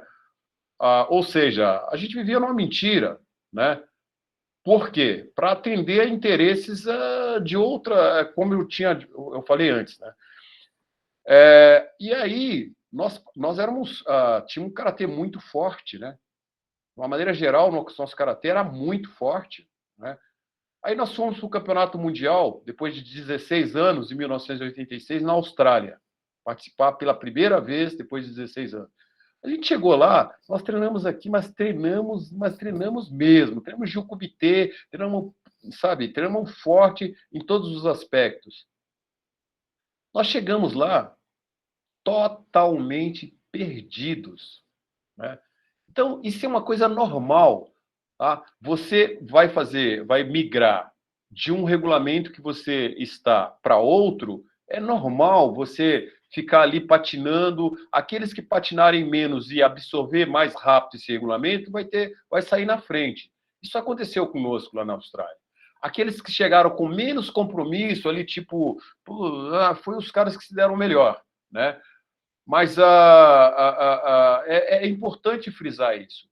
O professor Mano falou muito bem isso. Qualquer atleta, aí eu não estou falando nem do Karatê Combat, qualquer atleta de Karatê que sair do Karatê, né, porque que está aqui no Karatê e é muito bom de trocação e tal, e nocauteia e bate, acontece, e vai para o MMA, sem se adaptar ao regulamento do MMA, ele vai chegar lá e vai apanhar muito. Tá? É tudo questão de regulamento, não é questão da potência do golpe, o outro soca mais forte, é tudo soco, é tudo chute. A maneira que você vai aplicar isso, que o regulamento permite, é que vai favorecer aquele que está mais adaptado ou não. Então, eu vejo dessa maneira, né? Eu acho, sim, que o Karatê, o pessoal, tanto do tradicional quanto do Karatê, desse Karatê aí que chamam de Karatê Olímpico, para mim é tudo uma coisa só, né? Como eu disse antes, né? Se quiser entrar em qualquer modalidade que não seja do regulamento do Karatê, vai se dar mal, né? Então é muito mais cômodo. Vou fazer boxe, vou fazer full contact, vou fazer isso para mim ficar um pouco mais nocauteador, né? E aí isso acaba sendo até uma coisa ruim.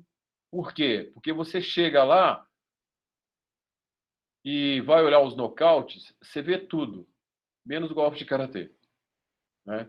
Menos golpe de karatê. Eu vejo atleta, e por outro lado, assim, a maioria dos atletas que foram para lá, como o professor Mano diz, mal preparados, né? O atleta vai para uma competição dessa, vai dar Uramawashi, né? O atleta vai para uma competição dessa, vai ficar, sabe, tem umas atitudes que assim, você vê que é o despreparo.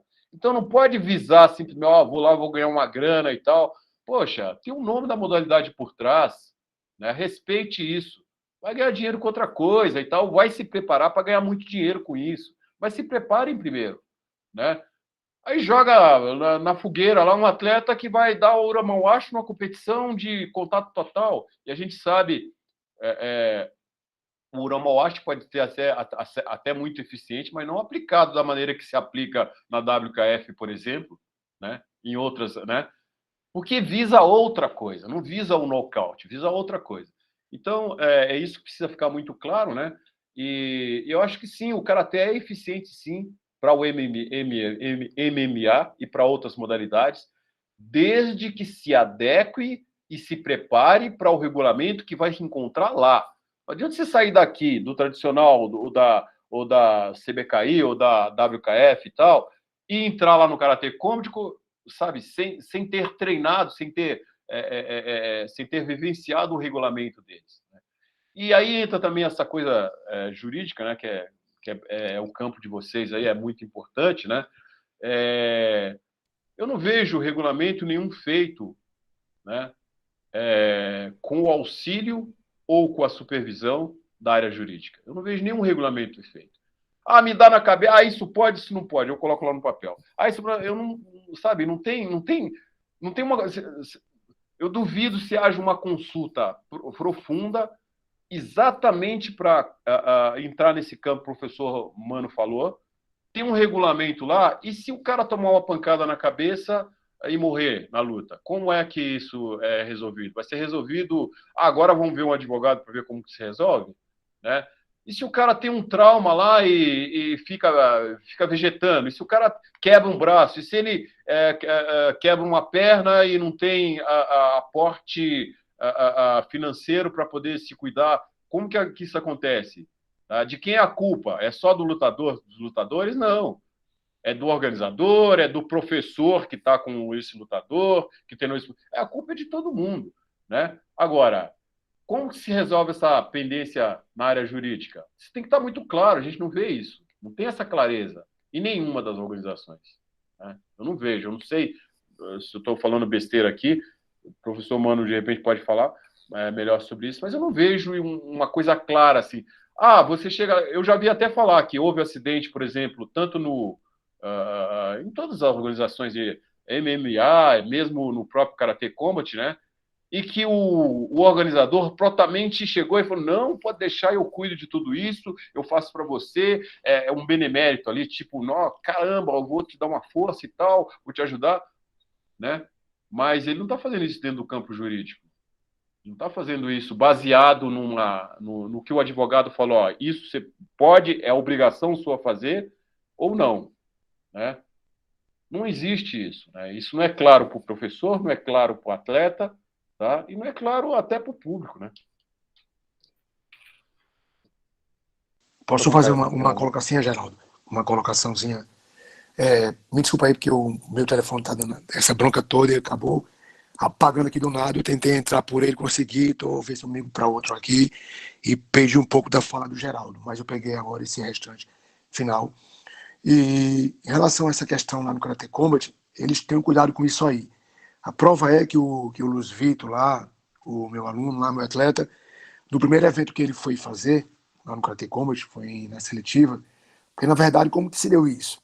Eles criaram a ideia, pegaram pessoas que tinham contato no mundo com atletas de alto rendimento e eles queriam contratar atletas de alto rendimento que estavam em evidência maior naquele período. E aí no Brasil eles, na República Dominicana, chamaram Dionísio, que o Geraldo conhece, chamaram Agaev, chamaram alguns nomes que já consagrados mundialmente para poder já fomentar um evento, né, que era inicial. E aí no Brasil eles chamaram o Vinícius Figueiredo, Tobinha. E aí ele não estava interessado e tal. Eu acho que ele tinha acabado de ganhar uma medalha mundial, se eu não me engano, bronze, eu não me recordo muito bem.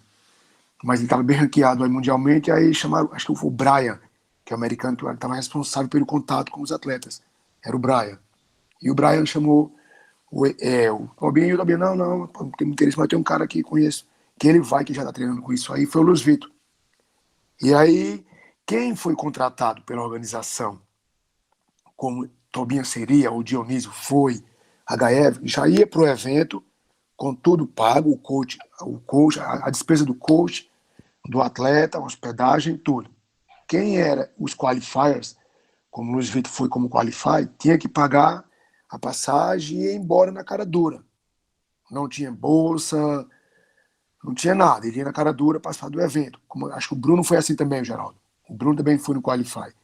E o Luiz Vitor, ele foi no qualify. Foi sozinho para lá, não pude ir com ele. E ele foi só. E lá na luta de estreia dele, ele ia para uma categoria que não tinha atleta, que o peso dele era 67. E aí o cara não bateu peso, eu não sei alguma coisa que aconteceu lá, o cara não bateu peso, passou mal, foi bater o peso e passou mal, e aí a comissão lá interna não deixou o cara lutar. E um cara lá de cima também, na 75, também passou mal, não bateu peso, passou mal, e aí não deixaram lutar. E aí conversaram com o Luiz Vitor, o cara de cima da 7.5 não vai lutar, tá certo? Você luta em cima, você luta em qualquer um. E aí foi lutar com o cara do peso de cima, o marroquino, é bom também o Reda. Foi lutar com ele. E aí nessa luta lá, porrada vai, porrada vem, o cara deu um low kick lá, nos Vito, que rompeu 2 ligamentos total e um parcial. Rompeu tudo, o joelho dele foi embora com esse chute. E ele continuou lutando com os 3 ligamentos rompidos na luta lá, conseguiu, perdeu pro cara, mas, enfim, foi uma lutaça, uma luta muito boa, mas assim, eles prestaram toda a assistência lá para Luz Vido, lá o pessoal da organização.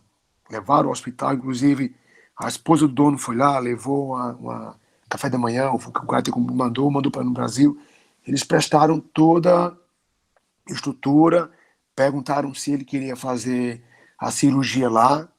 Ele até falou comigo, aí a gente preferiu, ele também preferiu fazer no Brasil, porque ia ter que recuperação, não ia poder andar, enfim.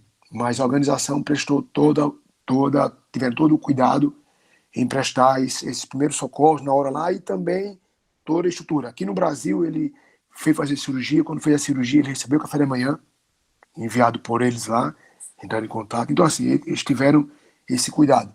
Mas você não vê isso aí em todos os eventos que você vai também, até também de MMA, que é algo mais profissionalizado. Então isso é necessário. Por isso que eu tô falando, mano, é exatamente isso, né? O cara faz para poder mostrar-se bom moço, né? Mostrar-se cavalheiro e tal, né? Isso. Não que isso tá, quando ele foi para lá, ó, se você rompeu o joelho, né? Tá lá num contrato feito por um advogado, né? Se você romper o ligamento do joelho, você vai ter isso, isso, isso e aquilo. Se acontecer aquilo, você vai ter uma indenização assim, assim, assim, assim. É isso que eu estou falando. Isso aí a gente até faz como técnico, né? Quando você pega na sua academia, leva um atleta para competir, ele se machuca, né? É claro que o cara foi competir e machuca, é o osso do ofício, faz parte, né? Você vira as costas e teoricamente seria isso, né? Não, a gente vai lá, pô, você leva no hospital, você precisa de alguma coisa, mas isso aí é uma questão cavalheiresca, não né? Eu tô falando mesmo da área jurídica. Qual é a obrigação do professor nessa situação? Qual é a obrigação da academia? Não, tem que pagar, é obrigação pagar. Se gosta, se não gosta, se é benemérito ou não, tem que pagar. Juridicamente, tem que ter isso muito claro, né? É responsável. Isso não é claro em nenhuma organização, né? Mesmo o atleta, mesmo na nossa aqui, o atleta sai para competir, se acontecer alguma coisa com ele lá fora, estou falando do tradicional, da CBK, CBKI, de todas, se acontecer alguma coisa com ele lá fora, os parentes, os pais, os técnicos, não sabem sabe, qual a segurança qual o respaldo jurídico que ele tem em relação a isso, né? Então, isso precisa vir à tona mesmo. Não estou falando que isso é uma coisa que vai denegrir a imagem. Não, nada disso, muito pelo contrário, vai dar segurança, né? Não, o atleta tem que sair do Brasil com seguro, qualquer competição ele tem que ser segurado por uma empresa e tal, esse seguro tem que pagar, é ele que tem que pagar? Tá? É a entidade que tem que pagar? É quem que tem que pagar? Né? Aí ele vai para uma competição, eu acho, na minha linha de raciocínio, eu acho que toda e qualquer competição de arte marcial, todos os atletas têm que estar cobertos por seguro. Importante isso, né? Isso que quem tem que ir atrás é a entidade e tal, né? Isso, ao ele ir para a competição, ele, o professor dele, os pais dele, tem que estar ciente disso ali, né? Isso não é claro, né? Então, por isso que eu acho que a área jurídica de vocês, ela pode contribuir com muita coisa dentro da arte marcial, tá? Em todas as artes marciais. Eu não estou falando só do karatê, não, né? Em todas as artes marciais, né? Porque, infelizmente, a gente tem aquela coisa do guerreiro ainda, né? Não, vou lá e pronto e tal, não sei o quê, e se submete a qualquer coisa, né? Se submete a qualquer coisa para lutar porque ama, e quando acontece uma coisa, um imprevisto aí, sabe? Fica aquele Deus nos acuda, desnecessário, né? Perfeito, Sensei Geraldo. Eu vou dar a palavra para o Léo, porque acho que ele quer fazer um questionamento. Fica à vontade, Léo. Olha, eu acho que nesse caso talvez não seja nenhuma questão de questionamento, professor Geraldo. A questão é que a gente hoje, praticamente descobriu que carece bastante estrutura jurídica para hoje, algo que chegou até nas próprias Olimpíadas, né? Então, assim, a gente vê que a base disso, querendo ou não, né? As pessoas que chegam até lá, elas ainda podem e devem ser muito bem assessoradas, né? Então, a gente também, vendo isso hoje, saiba que aquilo que a gente puder fazer justamente como grupo, seja eu, seja o Elton, seja aqui, nós aqui também como grupo também para isso, saiba que você também pode justamente contar conosco, tá bom? Porque a gente está aqui também justamente para isso, tá? Para justamente preencher algum tipo de lacuna que o esporte hoje tem. E, assim, vendo, parece que tem, e, assim, é algo que precisa ser feito justamente para o bem de vocês e para o bem daqueles que amam esporte. Não somente apenas vôlei, handball, mas todos eles, tá bom? Então, a gente queria até mesmo comentar isso, porque a gente vê que tudo aquilo hoje que nós temos produzido, nós temos justamente aquilo que o próprio Igor falou.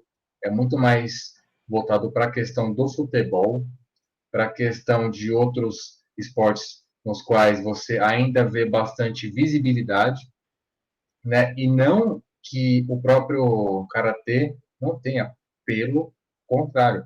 Afinal, ele é sim usado em vários eventos que são justamente de esportes de combate, mas a gente vê que tem campo para isso.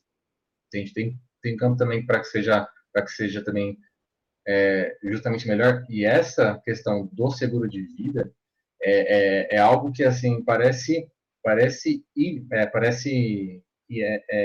inimaginável que alguém vá para algum tipo de luta, né? Porque também, querendo ou não, é apenas no esporte que você pode ter alguém socando outra pessoa e não ser presa, né? Porque assim, em qualquer outro campo social, isso não seria realmente possível, né? E mesmo assim, a gente vê que falta assim algo que é básico, né? Vê algo que é quase que sumário. É a mesma coisa que você andar de carro sem cinto, sem um cinto de segurança. E pior, em alta velocidade, visto que isso é também esporte de rendimento, né? Então, apenas um comentário aqui que eu queria fazer antes que o Elton também pudesse prosseguir. Elton, valeu, obrigado. Obrigado, Léo. A gente vai se caminhando para o final. Eu tinha combinado com ambos até às 8 horas da noite, seriam 2 horas de live. Então, muitas perguntas que nós tínhamos ainda para fazer, o professor Geraldo e o professor Mano acabaram respondendo, né? Então, a gente já pode seguir para as perguntas de encerramento, tá bom, gente? Em relação a, vamos falar assim, restrição para os atletas de karatê, ou, por assim dizer, para os praticantes de artes marciais do karatê, na época em que cada um estava competindo ainda, existia alguma espécie de restrição para a entrada desses atletas no MMA por parte das federações ou mesmo por parte dos professores? Vocês tinham ciência disso? Se em algum momento vocês, quando foram abordados por alguém, se é que foram, no caso, o Sensei Mano parece que foi abordado para, de fato, fazer uma luta de MMA, e ele tinha alguma proibição nesse sentido? O Sensei Geraldo chegou também a ser abordado com essa mesma proposta? Se isso já chegou a acontecer, como é que foi? Pode ser com o professor Geraldo. Eu, particularmente, eu já fui abordado, sim, na época do Vale Tudo, né? Final da década de 80, comecinho da década de 90, né? Teve um pessoal do Vale Tudo, né, que eles estavam procurando sparring para poder dar visibilidade à modalidade deles. Né? Então, o regulamento deles, o jeito deles, a maneira deles, a hora deles, o local deles e tudo deles. E a gente tinha tido uma performance muito boa no Goodwill Games, né? O karatê tinha entrado pela primeira vez no Goodwill Games, que é aquela competição importantíssima que tinha antigamente, né? O karatê tinha entrado pela primeira vez e era uma competição que era só entre União Soviética e Estados Unidos, né? Não sei se vocês lembram, e eram os melhores. E aí, em determinado momento lá, as duas nações resolveram que gostaria de trazer os 5 países melhores ranqueados de cada modalidade de luta para poder participar do Goodwill Games. Como o Brasil estava, a gente foi. E a gente teve uma performance muito bacana lá, ganhando dos Estados Unidos, dentro dos Estados Unidos, ganhando da equipe A e B. Estados Unidos entrava com a equipe A e B, a Rússia entrava com a equipe A e B. Nós ganhamos de todos eles, né? Nós, a equipe brasileira, ganhamos de todos eles, né? Das duas equipes A e B, americana e russa, e fomos fazer a final, depois de passar para o Egito, Hungria, fomos fazer a final com o Japão, né? E nós só tínhamos 4 atletas, e um deles quebrou a bacia, não pôde lutar. Um dos nossos melhores atletas, que era o pré, né? O Antônio Pinto, um grande atleta que teve no Brasil. E, enfim, eu só estou dizendo isso para... a gente teve uma notoriedade boa na época, a gente tinha acabado de ser campeões pan-americanos aqui, eu tinha sido campeão pan-americano lá no Rio de Janeiro pela primeira vez e tal, teve uma repercussão bacana, e o pessoal queria holofote, né? Na época, nos chamou para participar de um Vale Tudo e tal, né? Eu chamei, na época eu já era capitão da equipe e treinava uma equipe forte aqui em São Paulo, e falei, fizemos uma reunião e colocamos na balança se era interessante para nós ou para eles participar disso, né? E aí eles, com aquela coisa da intimidação, né? Os caras não têm coragem e tal, aquela coisa de boba e tal. E aí nós pesamos que não seria interessante para a gente o formato que eles queriam. O regulamento era todos deles, para favorecer eles, né? E a gente achou que não era favorável, não era legal para a gente naquele momento. E aí eu entrei em contato com eles, né, lá no Rio, e falei, ó, beleza. E eles andaram falando umas besteiras na época e tal. E eu falei, ó, esse formato de regulamento não nos interessa, tá? A gente está aí na porta do olimpismo, é isso que a gente quer nesse momento, não nos interessa. Porém, se a intenção de vocês é simplesmente provar qual a modalidade é mais forte, a gente pode fazer isso secretamente, sem câmera, tá? Sem cachê, sem nada. A gente pode ser numa academia, pode ser em qualquer lugar. A gente monta uma equipe de 7, tá? 7 contra 7 e vai lutar, mas lutar sem regra, sem nada, né? E aí a gente aceita dessa maneira, e todos que estavam comigo aceitaram, né? E aí falei isso para eles, não sei o quê, queria televisão, queria isso, queria aquilo, aquilo outro. Bom, ficou nisso. Mas assim, eu particularmente, né, tive outros convites depois, para mim não era interessante, né, exatamente porque eu estava em outras, eu estava participando, queria ganhar o campeonato pan-americano, sul-americano, estava afim, na época, né, e até porque, na época, o MMA, aliás, o nome nem era MMA, nem existia isso ainda, né? Não tinha visibilidade, não tinha a repercussão, não só de visibilidade, mas a recompensa financeira, como se tem hoje, né? Eu até diria assim que se naquela época a repercussão fosse, tá, a nível de mídia, a nível de financeiro como é hoje, é claro que eu teria entrado, né? Se o regulamento fosse tão mais claro como é hoje, queira ou não queira, o regulamento do MMA hoje está muito claro, né? E na época o regulamento era para favorecer um grupo, né? Tanto é que esse mesmo grupo, quando começou o MMA, né, e o negócio começou a ficar meio que o regulamento igual, né, para todos, né, não se ganhou tanto, né? Aconteceu mais ou menos o que aconteceu com o futebol, né? A Inglaterra criou o futebol, mas quem se sobressaiu foram outros, né? Então tiveram seu mérito e tal e tudo mais, e começar, né, lá atrás. Porém, o regulamento naquela época do Vale Tudo favorecia o pessoal do Vale Tudo, do pessoal do próprio Jiu-Jitsu, né? Não favorecia a outra modalidade, né? Você não via falar naquela época que um cara do wrestling, um cara do karatê ou do cara do full contact ganharia de um cara do jiu-jitsu. É impossível. O regulamento era feito para eles. Então é isso. A minha visão com relação a isso é isso. Mas e também, de maneira, já vi, não aconteceu comigo, já vi de maneira velada, né? Ameaça de dirigente falar, ó, não participa disso aí porque eu não quero. Mas é porque ele não queria. Né? Por isso que aí entra de novo a parte jurídica. Pô, eu tenho o direito de viver, é constitucional isso.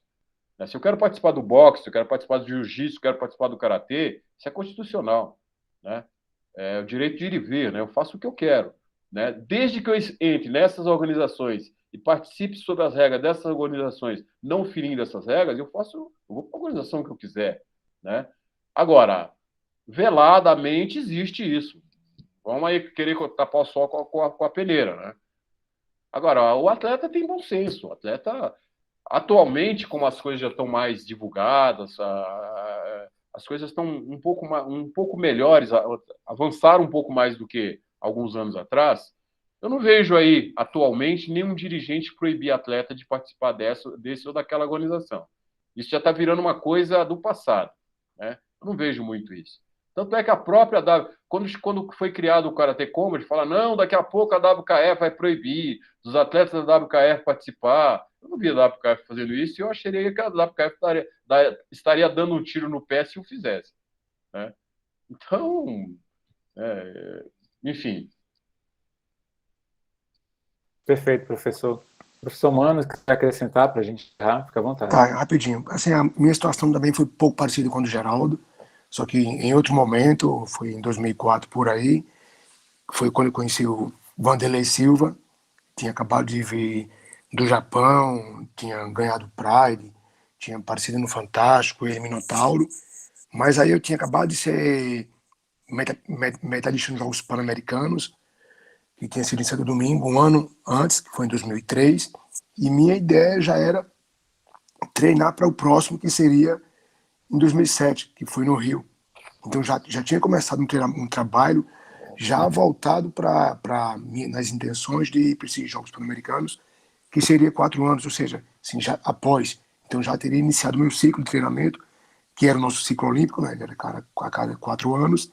Então, e também eu já tinha aquela ciência de que eu estava numa fase da minha vida, já estava com 28 anos, ou era 27, e eu ia para o MMA, eu teria que, na minha visão, começar do zero. Mas embora os caras viram minhas lutas, não, pô, tu é maluco, tu é muito bom no strike e tal, o próprio Vanderlei viu, achou legal, pô, meu irmão tá fazendo maior sucesso.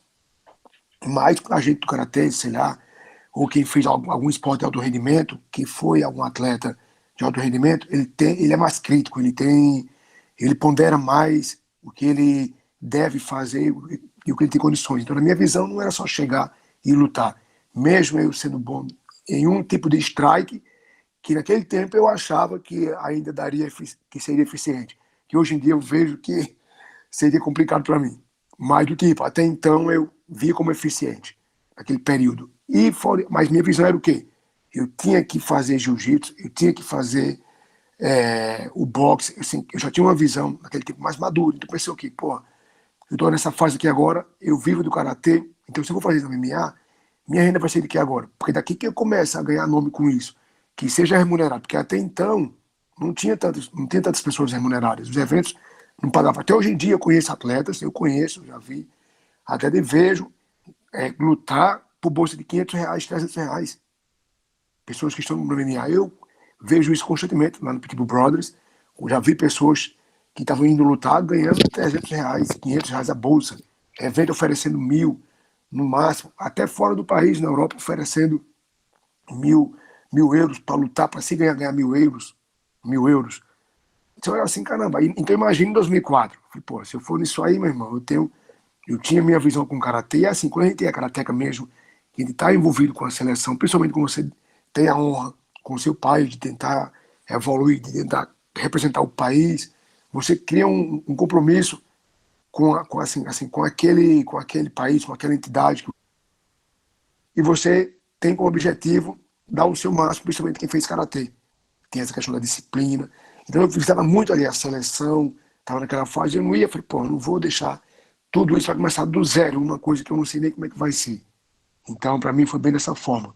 Aí eu falei, mas o que o Geraldo falou, o resto dessas questões veladas, antigamente, realmente, isso aí sempre tinha um boato ou outro ali, mas hoje em dia eu acho que isso aí já não existe mais. Eu acho que é mais também, já havia até mesmo pessoas da própria organizações de karatê nos países, por exemplo, no Brasil, divulgar atletas que estão no Karatê Combat e outros cantos, enfim, eu acho que hoje em dia não existe. Perfeito, professor Mano. Assim, bastidores para a gente é uma coisa assim que a gente não ouve em lugar nenhum. Você não tem nenhum lugar que você vai ver que o Sensei Geraldo já mencionou alguma coisa no MMA e o Sensei Mano, então, só se você comprar o livro. Então, é uma coisa muito legal para a gente, que aqui a gente está tendo acesso a essa informação privilegiada. Então, além da gente ter o conteúdo técnico, essas curiosidades, elas fazem o esporte ficar ainda mais interessante, né, gente? É uma coisa que realmente, eu que sou amante das artes marciais, assim, praticante de karatê, para mim, ouvir essa abordagem, como o professor Geraldo falou na época do Vale Tudo, é muito diferente. Legal, né? Saber que teve acesso, se chegaram a comentar, e essa questão da proibição velada, eu ouvi outros Sensei comentando comigo, não vou mencionar os nomes, mas eles chegaram a me falar que não era que eles estavam sendo proibidos, é que a organização, na verdade, a federação não gostava muito. Então, a palavra não gostar, mas alguns chegaram para mim e falaram o seguinte, não, vamos lá, se eu quiser, eu vou, e se me mandarem embora, eu vou para outra federação, só que ninguém quer perder um atleta de ponta, que representa de maneira, digamos assim, diferenciada aquela federação, eficiente, perfeita, e porque ele vai fazer uma luta cujo resultado depende só dele, né? Se perder, vai botar o nome, vai sujar o nome. Não, mas aí, de qualquer forma, como o próprio professor Geraldo mencionou, não era tão divulgado. Então, às vezes, vai ficar uma coisa até que pouca gente vai saber. Elton, dá licença. Perdão, pode falar. Não, continua, daqui a pouco eu tenho uma colocação. Não, eu já ouvi de outros karatecas que tiveram, enfim, experiências com MMA, comentaram que foram, enfim, proibidos e tal. Mas o que eu ouvi dos senseis com quem eu tive a oportunidade de conversar foi que essa proibição era uma coisa muito informal.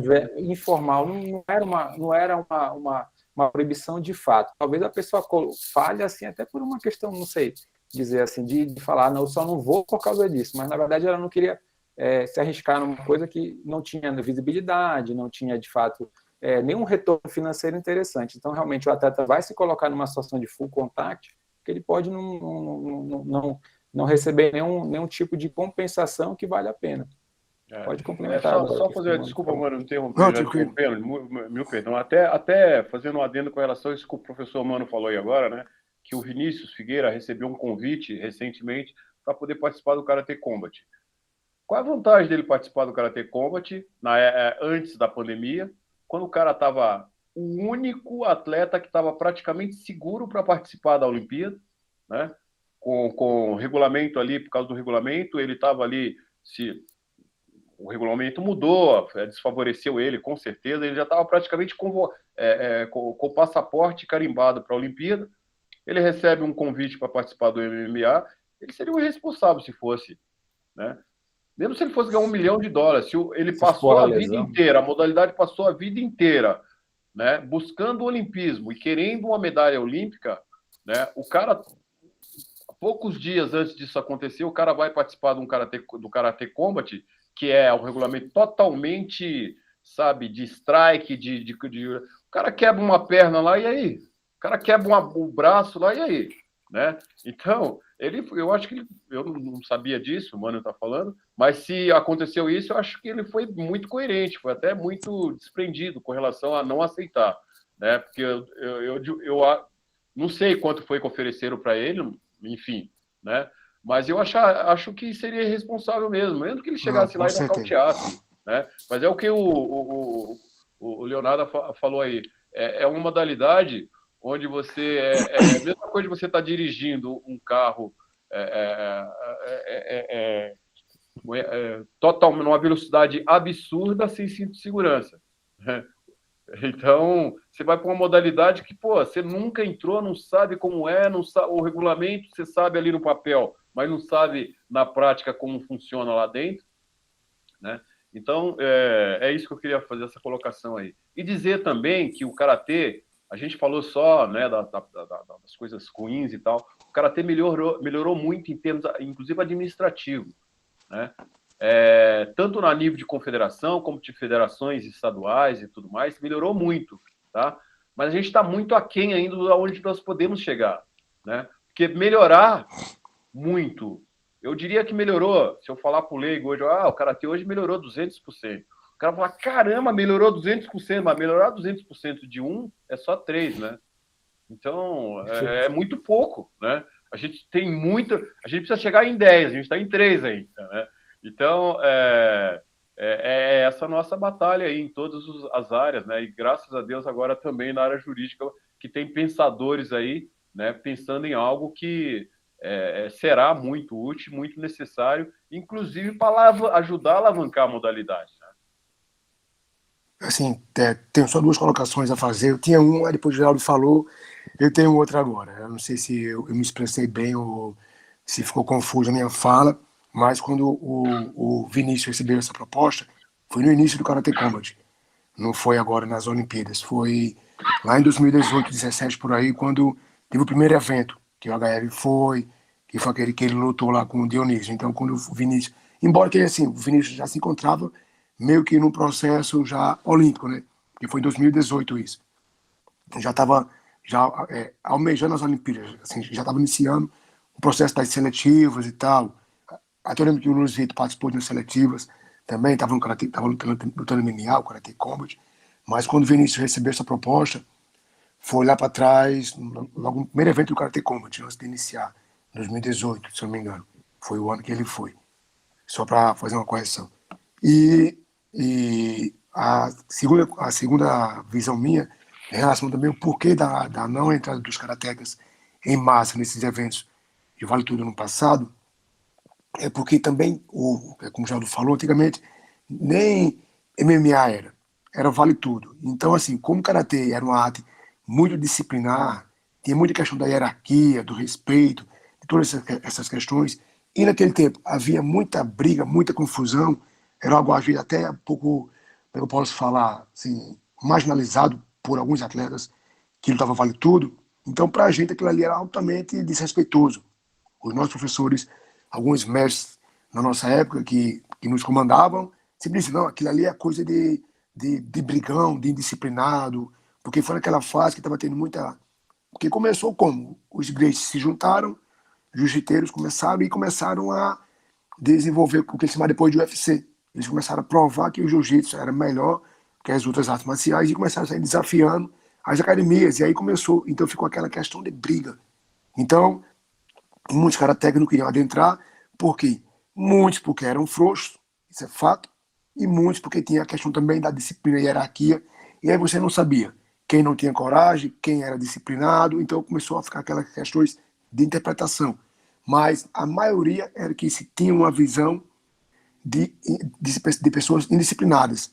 Então, assim, os karatecas sempre olhavam com, assim, não com tanto apreço para isso. A prova é que você não via naquele tempo também lutadores de judô, na sua maioria, que tinham disciplina totalmente, que o que era propagado aqui no Brasil, provavelmente dito no Brasil, era disciplinas bem parecidas com o karatê, era o judô.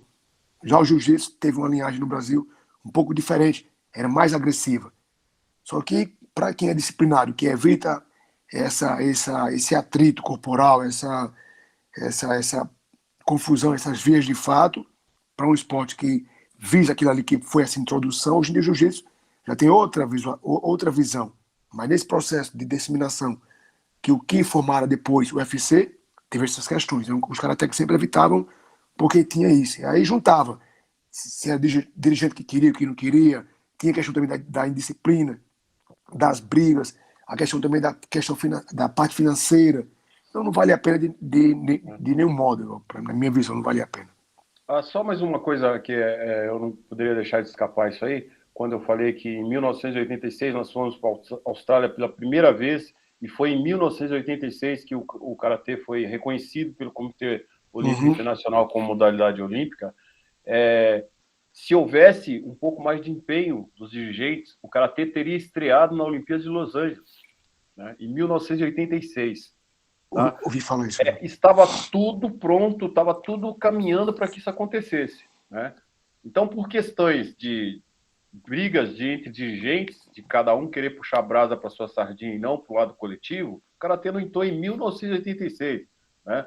Então, e a última coisa que eu quero dizer, assim, isso não me assusta, não. O Karatê ficar fora da próxima Olimpíada não me assusta, porque eu sei, eu tenho, não por achômetro, tá? Mas por informações fidedignas que eu tenho do exterior, o Karatê não entrou agora na França por questões políticas. Ponto, acabou.